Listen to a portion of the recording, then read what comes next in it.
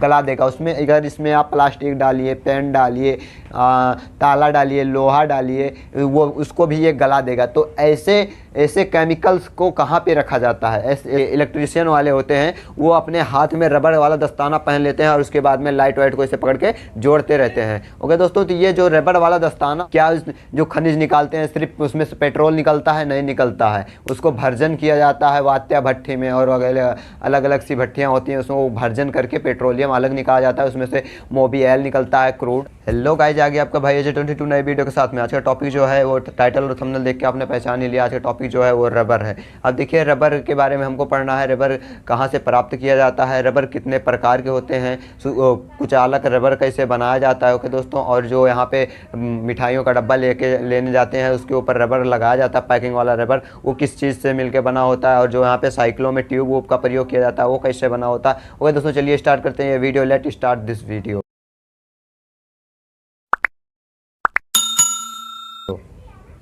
देखिए गाइज, आज का टॉपिक जो है वो रबर है। अब देखिए, रबर जो होता है, सबसे पहले समझ लेते हैं रबर क्या होता है। कि कोई ऐसी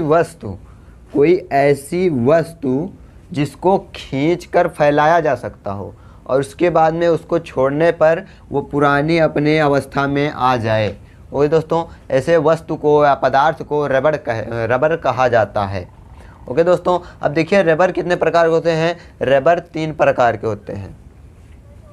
रबर 3 प्रकार के होते हैं। पहला प्राकृतिक रबर, और दूसरा होता है वल्केनाइजिंग रबर, उसके बाद तीसरा होता है सिंथेटिक रबर। अब देखिए दोस्तों, सबसे पहला पढ़ते हैं कौन सा, फर्स्ट वाला, प्राकृतिक रबर। यानी कि ये प्राकृतिक रबर जो होता है ये कहाँ से प्राप्त होता है? ये हमारे प्रकृति से प्राप्त होता है। प्राकृति मतलब कि ये नहीं कि जैसे कि कोयला प्राकृतिक मतलब प्राप्त होता है और जो है पेट्रोलियम प्राप्त होता है प्राकृतिक से, ऐसा नहीं प्राप्त होता है। ये पेड़ पौधों से प्राप्त होता है। किससे? पेड़ पौधों से। ओके दोस्तों, कौन से पेड़ पौधे से प्राप्त होता है? पहला होगा हेवा, दूसरा होगा गयूल नामक पेड़ पौधे से प्राप्त होता है। यानी कि हेवा और गयूल नामक वृक्ष से ये प्राप्त होता है। अब देखिए इसको निकालते कैसे हैं। जैसे कि ये वृक्ष है, क्या है ये वृक्ष है। अब वृक्ष के इस तने में छोटे छोटे कट मार देते हैं। क्या छोटे छोटे कट मार देते हैं? कट मारने से जब उसके दूध निकलता है, इस दूध को जो है एक पात्र में इकट्ठा कर लेते हैं। पात्र में इकट्ठा कर लेने के बाद में उसको जब दूध निकलेगा, उसको जब गाढ़ा हो जाएगा तो उसको क्या बोलते हैं?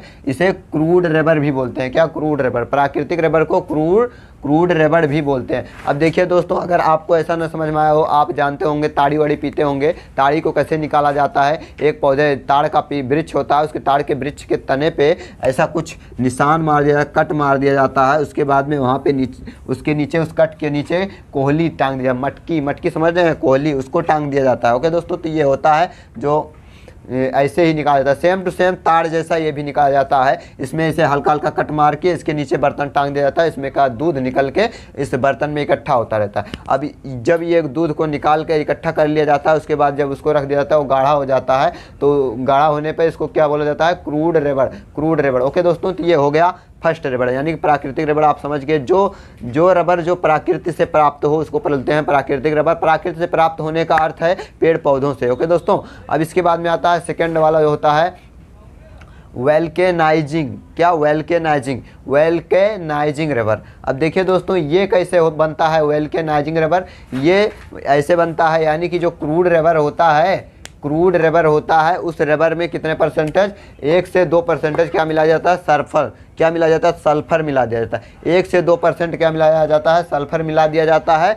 और ये सल्फर मिलाने की वजह से ये थोड़ा कठोर हो जाता है। क्या? कठोर हो जाता है। अब इस सल्फर को मिलाने की वजह से ये कठोर भी हो जाता है और ऊष्मा का कुचालक हो जाता है। क्या? ऊष्मा का कुचालक और विद्युत का कुचालक भी हो जाता है। ओके दोस्तों, तो ये जो रबर होता है वल्केनाइजिंग रबर होता है। ओके दोस्तों, अब देखिए आप देखते होंगे मैकेनिक जो होते हैं, लाइट मैकेनिक, यानी कि जो इलेक्ट्रीशियन वाले होते हैं, वो अपने हाथ में रबर वाला दस्ताना पहन लेते हैं और उसके बाद में लाइट वाइट को इसे पकड़ के जोड़ते रहते हैं। ओके दोस्तों, तो ये जो रबर वाला दस्ताना होता है, ये जो क्रूड मतलब कि ये वल्केनाइजिंग रबर से बना जाता है, जिसमें ये ऊष्मा का भी कुचालक होता है और विद्युत का कुचालक होता है, इसलिए उनको करंट नहीं लगता है। वो दस्ताना जो बना जाता है वो इसी का बना जाता है। यानी कि 3rd नंबर पर जो आता है रबर, उसको बोलते हैं सिंथेटिक रबर। अब ये देखिए, ये कहाँ से मिलता है, इसको प्राप्त कहाँ से किया जाता है, इसको प्राप्त किया जाता है पेट्रोलियम उत्पाद से, यानी कि ये प्राकृतिक रबर से नहीं बनाया जाता, ये पेट्रोलियम उत्पाद से बनाया जाता है। जैसे कि आप जानते हैं पेट्रोलियम जो निकाला जाता है, यानी कि जो पेट्रोल निकाला जाता है वो कितना खनिज होता है, क्या खनिज होता है, क्या होता है खनिज, वो खनिज होता है। खनिज में से जो है अलग अलग चीज़ें निकाली जाती हैं। ओके दोस्तों, तो क्या जो खनिज निकालते हैं सिर्फ उसमें से पेट्रोल निकलता है, नहीं निकलता है, उसको भर्जन किया जाता है वात्या भट्ठी में, और अलग अलग सी भट्टियाँ होती हैं, उसमें वो भर्जन करके पेट्रोलियम अलग निकाला जाता है, उसमें से मोबी ऑयल निकलता है, क्रूड ऑयल निकलता है। ओके दोस्तों, और इसमें जो है वो निकलता है मिट्टी का तेल निकलता है, कैरोसिन, उसके बाद डीजल, उसके बाद पेट्रोल, उसके बाद उसी में से एक पदार्थ निकलता है सिंथेटिक रबर होता है, जो लास्ट में कचरा नुमा बचता है, वो चिपचिपा होता है, उससे बना दिया जाता है रबर। ओके दोस्तों, तो ये कहाँ से बनाया जाता है, ये पेट्रोलियम उत्पाद से ही बनाया जाता है। अब देखिए दोस्तों, इसका उपयोग कहाँ कहाँ किया जाता है इसके बारे में समझ लेते हैं। इसका उपयोग सबसे ज़्यादा टायर बनाने में किया जाता है, यानी कि जो हमारे साइकिलें होती हैं, गाड़ियाँ होती हैं, उसके टायर बनाने में किया जाता है। जैसे कि आप नायलॉन टायर जानते हैं, नायलॉन ट्यूब जानते हैं, ये सब ट्यूबों को टायरों बनाने में इसका प्रयोग किया जाता है। और हाई टेंशन लाइट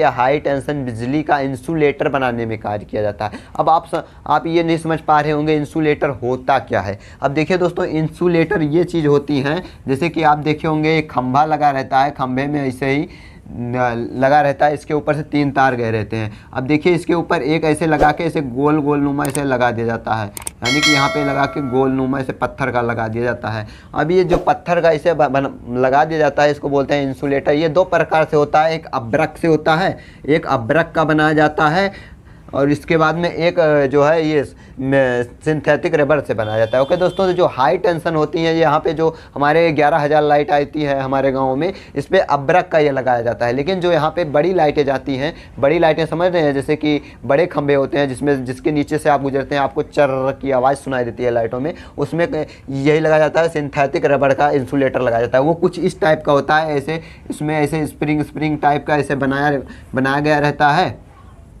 ऐसे स्प्रिंग टाइप का ऐसे रॉड निकला रहता है, इस रॉड के ऊपर ऐसे पत्ती नुमा बनाया जाता है। तो वो कुचालक होता है, उसी में जो है उस लाइट को टांग दिया जाता है और उस पर खंभे पे लटका दिया जाता है, जिसमें जो 5 लाख हो गई, ये सब मतलब 8 लाख 53 लाख वाली जो लाइटें होती हैं, ये सब में मतलब बड़ी लाइटों में कुल मिला के आप समझ लीजिए बड़ी लाइटों में इसका प्रयोग किया जाता है। हाई टेंशन लाइट जिसमें हमेशा 24 घंटा लाइट रहती है। ओके दोस्तों, तो वो होता है इंसुलेटर बनाने में कहा जाता है सिंथेटिक। अब इसका जो लास्ट उपयोग किया जाता है, यानी कि और इसका उपयोग कहाँ पे किया जाता है, जो केमिकल जार होते हैं, केमिकल जार समझ रहे हैं आप, जैसे सल्फ्यूरिक अम्ल हो गया, ये सब मतलब जितने हाई अम्ल होते हैं, जिसकी अम्लता ज़्यादा होती है, एक होती है, उसको किस अथवा में रखा जाता है, जार में रखा जाता है, उसमें रबर का प्रयोग किया जाता है। उस जार में रबर का मतलब कुछ ऐसे आप अम्ल देखे होंगे, जैसे कि आप H2SO4 ले लीजिए, क्या H2SO4, अब इसमें आप क्या मिला दीजिए, इसमें मिला दीजिए H2O2, क्या H2O2, इसको H2SO4 को कहते हैं सल्फ्यूरिक अम्ल, और H2O2 को कहते हैं हाइड्रोजन परऑक्साइड। अब देखिए हाइड्रोजन परऑक्साइड जो होता है वो स्प्रिट होती है, क्या स्प्रिट। अब स्प्रिट में जो है कितने परसेंटेज रहता है ये H2O2, ये लगभग 4 से 5%, कितना 4 से 5% स्प्रिट में रहती है। तभी तो इसको आप चमड़े पे घाव पे डालते हैं, घाव से बुझ के जैसा उसमें से बुझ्जा निकलने लगता है। ओके दोस्तों, उसको साफ करने के लिए प्रयोग में लाया जाता है स्प्रिट को। ओके दोस्तों, जो यहाँ पे इसमें जो जितना होता है, अगर आप इस H2O2 को आप 50% के हिसाब से, और यहाँ पे जो है इस सल्फ्यूरिक अम्ल को 99% शुद्ध सल्फ्यूरिक अम्ल को और H2O को मिला करके आप इसको अगर किसी भी आप प्लास्टिक के बर्तन में रखेंगे, तो वो उस बर्तन को ही अपने हजम कर जाएगा, यानी कि उस बर्तन को ही गला देगा। उसमें अगर इसमें आप प्लास्टिक डालिए, पेन डालिए, ताला डालिए, लोहा डालिए, वो उसको भी ये गला देगा। तो ऐसे केमिकल्स को कहाँ पे रखा जाता है, ऐसे केमिकल्स को किस जार में रखा जाता है, किस बर्तन में रखा जाता है, वो सिंथेटिक रबर लगा होता है। उस बर्तन के अंदर में कौन सा रबर लगाया जाता है, सिंथेटिक रबर लगाया जाता है। ओके दोस्तों, तो ये हो गए रबर के बारे में। ओके दोस्तों, मैं आशा करता हूँ आपको ये वीडियो अच्छा लगा। वीडियो को लाइक कर दीजिए, चैनल को सब्सक्राइब कर दीजिए, दोस्तों में शेयर कर दीजिए। मिलते हैं किसी नेक्स्ट टॉपिक के साथ नेक्स्ट वीडियो में, तब तक के लिए जय हिंद, जय भारत।